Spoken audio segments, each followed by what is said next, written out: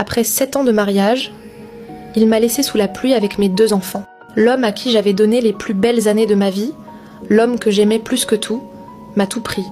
Notre maison, nos souvenirs, notre avenir, jusqu'à ma dignité. Si quelqu'un m'avait dit qu'après 7 ans de mariage, je finirais sous la pluie avec mes 2 enfants et seulement 200 € en poche, je lui aurais ri au visage. Pourtant, c'est exactement ce qui m'est arrivé. Ce que j'ai vécu ce jour-là est tellement cruel que, même aujourd'hui, j'ai encore du mal à en parler sans retenir mes larmes. Mais si je vous raconte mon histoire aujourd'hui, ce n'est pas pour qu'on me plaigne. C'est parce que personne ne devrait vivre ce que j'ai vécu. Alors, laissez-moi vous raconter comment, en une seule journée, toute ma vie s'est effondrée. Il y a des douleurs qu'on n'oublie jamais, pas parce qu'elles font encore mal chaque jour, mais parce qu'elles changent la personne que nous étions avant. Si quelqu'un m'avait dit qu'un jour, l'homme qui me jurait de m'aimer jusqu'à la fin de sa vie serait aussi celui qui me laisserait seule sous la pluie avec nos 2 enfants, je ne l'aurais jamais cru. Parce qu'au début, notre histoire ressemblait à un conte de fées. Je me souviens encore de notre première rencontre. Quand il m'a regardée pour la première fois, j'avais l'impression que le monde s'était arrêté. Il me disait que j'étais la femme de sa vie.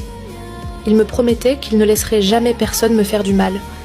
Il me disait qu'ensemble, nous vieillirions main dans la main.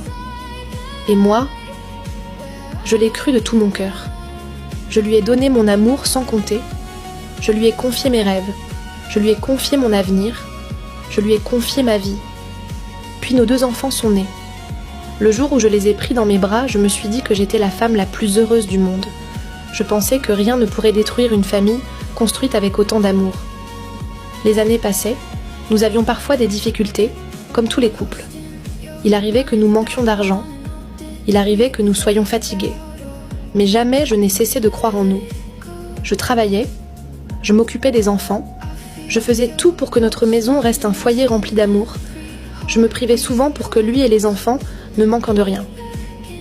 Quand il rentrait épuisé, je l'accueillais avec un sourire, même lorsque moi aussi je n'avais plus de force.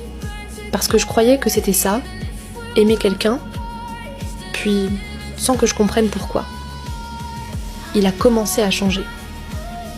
Son sourire avait disparu, ses regards étaient froids, ses messages devenaient secrets, ses absences étaient de plus en plus longues.